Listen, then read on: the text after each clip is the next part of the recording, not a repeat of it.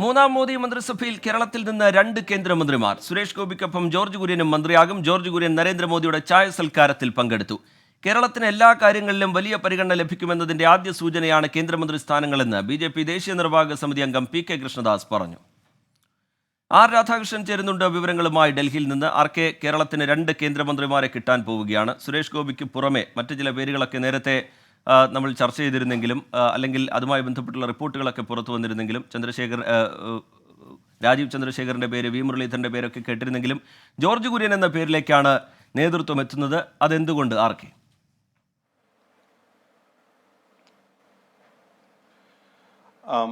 റീജിത്ത്, കേരളത്തിന്റെ ഒരു രാഷ്ട്രീയ സാഹചര്യം അറിയാം. ബി.ജെ.പിക്ക് കാലം ഇത്രയും ശ്രമിച്ചിട്ടും ഒരു പ്രതിനിധി ഉണ്ടായത് തൃശ്ശൂരിൽ നിന്നാണ്. തൃശ്ശൂരിൽ രാഷ്ട്രീയമായിട്ട് ബി.ജെ.പിക്ക് നേട്ടമുണ്ടാക്കാൻ സഹായിച്ചതിൽ ഏറ്റവും പ്രധാനപ്പെട്ടത് അവിടുത്തെ ക്രൈസ്തവ സമൂഹം എടുത്ത നിലപാട് തന്നെയാണ്. സുരേഷ് ഗോപി സ്ഥാനാർത്ഥിയായതിനോട് ക്രിയാത്മകമായിട്ട് ക്രൈസ്തവ സമൂഹം പ്രതികരിച്ചു എന്നുള്ളതാണ് ദേശീയ നേതൃത്വത്തിന്റെ വിലയിരുത്തൽ. ക്രൈസ്തവ സമൂഹം കേരളത്തിലെ ബി.ജെ.പിയോട് രാഷ്ട്രീയമായി അടുക്കേണ്ടതിന്റെ അനിവാര്യത ബി.ജെ.പി. ദേശീയ നേതൃത്വം കാലങ്ങളായിട്ട് തിരിച്ചറിയുന്നുണ്ട്. അതിൽ ഏറ്റവും പ്രധാനപ്പെട്ടതായിട്ട് ഈ മധ്യ കേരളത്തിൽ ബി.ജെ.പിക്ക് ശക്തമായിട്ടുള്ള സംഘടനാ ബലമുണ്ടെങ്കിലും അത് ഏതെങ്കിലും വിധത്തിൽ വോട്ടായി മാറാത്ത അല്ലെങ്കിൽ ജയിക്കുന്ന വിധത്തിലേക്ക് മാറാത്തതിന്റെ കാരണം ഈ ക്രൈസ്തവ സമുദായത്തിന്റെ അനുകൂലമായിട്ടുള്ള സമീപനം ഉണ്ടാകാത്ത കാരണം കൊണ്ടായിരുന്നു. ഇത് മാറ്റിയെടുക്കാനായിട്ടുള്ള ശ്രമമാണ് ബി.ജെ.പി.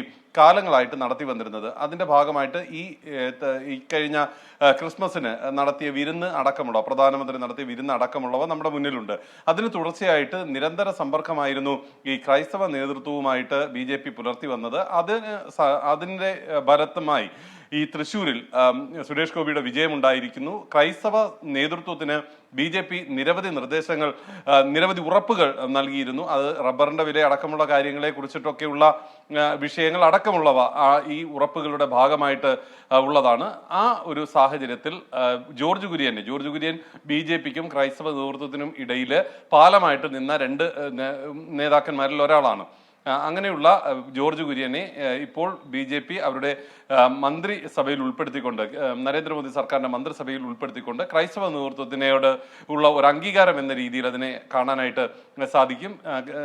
ജോർജ് കുര്യൻ അടിസ്ഥാനപരമായിട്ട് ബി.ജെ.പിയോട് അല്ലെങ്കിൽ ഈ സംഘപരിവാർ ആശയങ്ങളോട് ചെറുപ്പകാലം മുതൽ തന്നെ ബന്ധപ്പെട്ട് പ്രവർത്തിക്കുന്ന ഒരു വ്യക്തിയാണ് എന്നതുകൊണ്ട് തന്നെ സംഘടന മറ്റ് പല ഘട്ടങ്ങളിലും ഈ പുറത്തു നിന്നുള്ള ആളുകളെ എടുക്കുകയും അവർക്ക് മന്ത്രിസ്ഥാനം നൽകുകയും ചെയ്യുന്നതുമായി ബന്ധപ്പെട്ട് പല വിമർശനങ്ങളും ഉണ്ടായിരുന്നു. ഇത്തവണ പരിഗണിച്ച പേരുകളിൽ ചില പേരുകൾ മറ്റ് ജോർജ് കുര്യൻ അല്ലാത്ത പേരുകളും ഉണ്ടായിരുന്നു. പക്ഷേ സംഘടനാപരമായിട്ട് ജോർജ് കുര്യന്റെ പേര് പരിഗണിക്കുന്നതാണ് ഉചിതം എന്നുള്ള കേരളത്തിലെ RSS നേതൃത്വം അടക്കമുള്ളവരുടെ ഒരു താല്പര്യം കൂടി ജോർജ് കുര്യന്റെ സ്ഥാനലബ്ധിക്ക് കാരണമായതായിട്ടാണ് നമുക്ക് മനസ്സിലാക്കാനായിട്ട് സാധിക്കും. അങ്ങനെ കേരളത്തിന് 2 കേന്ദ്രമന്ത്രിമാരെ ലഭിക്കാൻ പോകുന്നു. സുരേഷ് ഗോപിക്ക് പുറമെ ജോർജ് കുര്യൻ കൂടി കേന്ദ്രമന്ത്രിസഭയിലേക്ക് എത്തുകയാണ്. ആർ.കെ. സൂചിപ്പിച്ചതുപോലെ ക്രൈസ്തവ വോട്ടുകൾ കൂടി, ക്രൈസ്തവ വിഭാഗത്തെ കൂടി കാര്യമായി പരിഗണിക്കുക എന്നുള്ളൊരു തീരുമാനത്തിന്റെ ഭാഗമായി ജോർജ് കുര്യനെ കൂടി മന്ത്രിസഭയിലേക്ക് ഉൾപ്പെടുത്തുക എന്നുള്ള തീരുമാനത്തിലേക്ക് നേതൃത്വം എത്തുകയാണ്.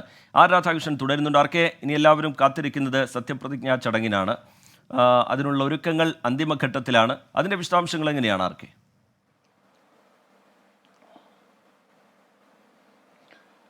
7:15 നരേന്ദ്രമോദി 3ാം തവണ പ്രധാനമന്ത്രിയായിട്ട് സത്യവാചകം ചൊല്ലുന്നത്. നേരത്തെ നിശ്ചയിച്ചതിൽ നിന്ന് വ്യത്യസ്തമായിട്ട് രാഷ്ട്രപതി ഭവന്റെ ഫോർകോർട്ടിലാണ് ഈ ചടങ്ങ് നടക്കാനായിട്ട് പോകുന്നത്. കർത്തവ്യപഥിൽ സത്യപ്രതിജ്ഞ ചെയ്യുന്നതിന് വേണ്ടിയിട്ടുള്ള നീക്കങ്ങളായിരുന്നു ആദ്യം ഈ ഫലം വരുന്നതിന് മുമ്പ് തന്നെ ബി.ജെ.പി. നേതൃത്വം നടത്തി വന്നിരുന്നത്. അതുപേക്ഷിച്ചിട്ടാണ് രാഷ്ട്രപതി ഭവനിലെ ഫോർകോർട്ട് തന്നെ വീണ്ടും തെരഞ്ഞെടുത്തിരിക്കുന്നത്. ഈ രാഷ്ട്രപതി ഭവനിലെ ഫോർകോർട്ടിൽ നടക്കുന്ന സത്യപ്രതിജ്ഞാ ചടങ്ങിൽ സമൂഹത്തിന്റെ നാനാ തുറകളിൽപ്പെട്ട ഏതാണ്ട് 8,000-ഓളം ആളുകളായിരിക്കും പങ്കെടുക്കുക. 7 രാജ്യങ്ങളിൽ നിന്നുള്ള രാജ്യ തലവന്മാർ പങ്കെടുക്കുന്നുണ്ട്. നരേന്ദ്രമോദിക്കൊപ്പം ഏതാണ്ട് 62ഓളം മന്ത്രിമാർ സത്യവാചകം ചൊല്ലും എന്നുള്ളതാണ് ഇപ്പോൾ നമുക്ക് അറിയാനായിട്ട് സാധിക്കുന്നത്. എല്ലാ വിഭാഗങ്ങളെയും പരിഗണിക്കുകയും സാമുദായികപരമായിട്ടുള്ള സന്തുലനാവസ്ഥ പാലിക്കുകയും ചെയ്യുന്ന വിധത്തിലാണ് മന്ത്രിസഭ അതിന്റെ ഘടന എന്നുള്ളതാണ് ഇപ്പോൾ വ്യക്തമാകുന്നത്.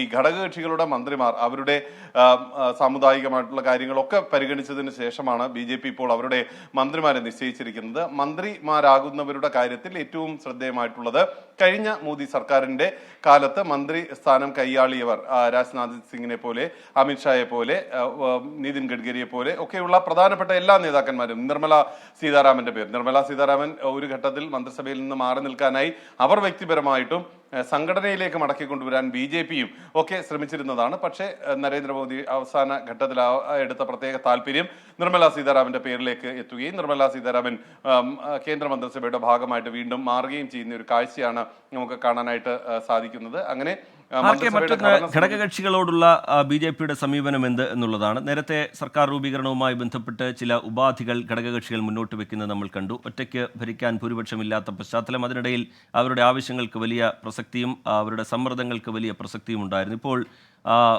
TDPയുടെയും JDUവിൻ്റെയും ഒക്കെ കാര്യത്തിൽ ഇപ്പോൾ തീരുമാനമാകുന്നു മന്ത്രിമാരാര് എന്നുള്ളതിലൊക്കെ. അവരുടെ ആവശ്യങ്ങളോട് എത്രത്തോളം വിട്ടുവീഴ്ച ചെയ്യുന്നുണ്ട് BJP? അവരുടെ ആവശ്യങ്ങൾ എത്രത്തോളം പരിഗണിച്ചിട്ടുണ്ട് BJP? ആർക്കെ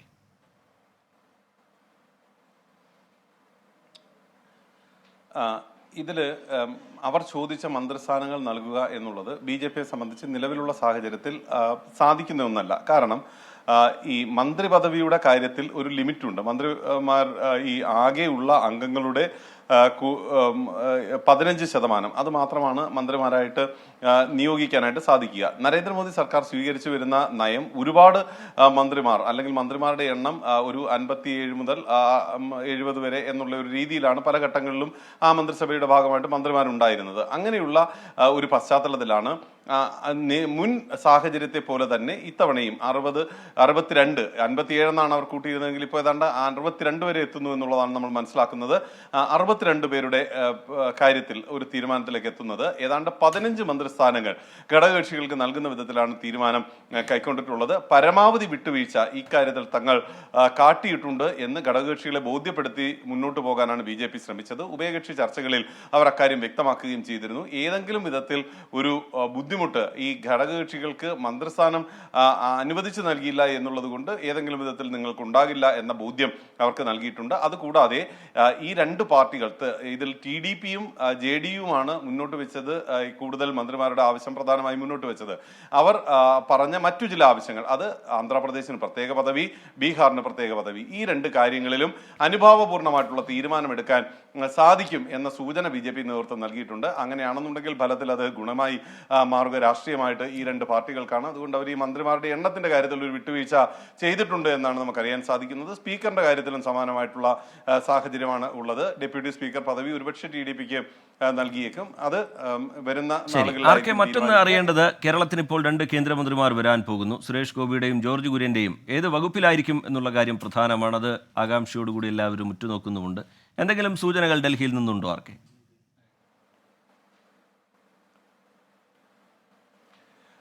ജോർജ് കുര്യന്റെ കാര്യത്തിൽ ജോർജ് കുര്യന് തീർച്ചയായിട്ടും ന്യൂനപക്ഷ വകുപ്പിന്റെ ചുമതല ഉണ്ടാകും. അതിനൊപ്പം അദ്ദേഹത്തിന് മറ്റേതൊക്കെ വകുപ്പുകൾ നൽകും എന്നുള്ളത് വൈകിട്ടോടുകൂടി മാത്രമേ വ്യക്തമാക്കാൻ സാധിക്കുകയുള്ളൂ. ജോർജ് കുര്യൻ ഒരു മികച്ച അഭിഭാഷകനായിരുന്നു. സുപ്രീം കോടതിയിൽ അടക്കം അദ്ദേഹം പ്രാക്ടീസ് നടത്തിയിട്ടുള്ള ആളാണ്. അതുകൊണ്ട് ഒരുപക്ഷെ നിയമവുമായി ബന്ധപ്പെട്ടിട്ടുള്ള മേഖലകളിൽ അദ്ദേഹത്തിന്റെ പ്രാവീണ്യം, അദ്ദേഹം ഈ ന്യൂനപക്ഷ കമ്മീഷൻ വൈസ് ചെയർമാൻ ആയിരുന്ന സമയത്ത് വളരെ നന്നായി പ്രവർത്തിച്ച മികച്ച രീതിയിൽ അദ്ദേഹത്തിന് പേരെടുക്കാൻ സാധിച്ചിരുന്നു. അതുകൊണ്ട് അങ്ങനെയുള്ള ഒരു സാഹചര്യത്തിൽ അദ്ദേഹത്തിന് ഒരുപക്ഷെ ഈ നിയമവകുപ്പിന്റെ സഹമന്ത്രി സ്ഥാനം ഒക്കെ ലഭിക്കാനായിട്ടുള്ള ഒരു സാഹചര്യം കൂടി ഉണ്ട്. അല്ലെങ്കിൽ കേരളത്തെ സംബന്ധിച്ച് വളരെ പ്രധാനപ്പെട്ടതാണ് നമ്മുടെ പ്രവാസികളായിട്ടുള്ള നിരവധി ആളുകളാണ് പുറം രാജ്യങ്ങളിൽ കേരളത്തിൽ നിന്ന് ഉള്ളത്. അവരുടെ ക്ഷേമം ഉറപ്പാക്കാൻ മുൻപ് നമ്മുടെ വി മുരളീധരൻ കൈകാര്യം ചെയ്തിരുന്ന വിദേശകാര്യ സഹമന്ത്രി പദം, അതും ഒരുപക്ഷെ ജോർജ് കുര്യന്റെ പക്കലേക്ക് വന്നു ചേരും എന്നുള്ളതാണ് നമുക്ക് ഇപ്പോൾ അനുമാനിക്കാൻ സാധിക്കുന്നത്. തീർച്ചയായിട്ടും ഇത് ഔദ്യോഗികമായിട്ടുള്ള അറിവുകളുടെ അടിസ്ഥാനത്തിലല്ല, മറിച്ച് BJPയുടെ ചില വക്താക്കൾ നൽകുന്ന സൂചനകൾ അനുസരിച്ചും നമുക്ക് നമ്മുടെ അനുമാനം അനുസരിച്ചുമാണ്. ഇനി സുരേഷ് ഗോപിയുടെ കാര്യം എടുക്കുമ്പോൾ സുരേഷ് ഗോപിയുടെ കാര്യത്തിൽ സാംസ്കാരിക വകുപ്പ് ഒപ്പം ടൂറിസം വകുപ്പ് ഒക്കെയാണ് പറഞ്ഞ് കേൾക്കുന്നത്. എന്നാൽ ഒരു ഘട്ടത്തിൽ പരിസ്ഥിതി വകുപ്പിലേക്ക് അദ്ദേഹത്തെ പരിഗണിക്കുന്നു എന്ന വിധത്തിലും ചില ചർച്ചകൾ BJPക്കിടയിൽ തന്നെ ഉണ്ടായിരുന്നു. എന്നാൽ അതല്ലാതെ മറ്റേതെങ്കിലും വകുപ്പുകളിലേക്ക് അദ്ദേഹത്തിന് ഈ ഒരുപാട് തിരക്കുകൾ പോലുള്ള ഒരു വകുപ്പിന് നൽകുന്നതിനോട് ഒരുപക്ഷെ BJP ഉള്ളിൽ തന്നെ അങ്ങനെ ഒരു താല്പര്യമില്ല. മറിച്ച് അദ്ദേഹത്തിന്റെ പ്രവർത്തികളെ അദ്ദേഹം BJP നേതൃത്വത്തോട് പറഞ്ഞിരിക്കുന്നതാണ്, തനിക്ക് ചില ഉത്തരവാദിത്തങ്ങളുണ്ട്, ചുമതലകൾ താൻ ഏറ്റെടുത്തിട്ടുണ്ട്, അത് നിർവഹിക്കാൻ കൂടി പറ്റുന്ന വിധത്തിൽ പ്രവർത്തിക്കാൻ തനിക്ക് സാധിക്കണം എന്നുള്ളതാണ്. അതുകൂടി പരിഗണിച്ചുകൊണ്ടായിരിക്കും അദ്ദേഹത്തിന്റെ ഒരു വകുപ്പ് ഏതാണ് എന്നതിനെ സംബന്ധിച്ചുള്ള ഒരു നിശ്ചയം ഉണ്ടാവുക. രാധാകൃഷ്ണൻ ഡൽഹിയിൽ നിന്ന് വിവരങ്ങൾ നൽകുകയായിരുന്നു.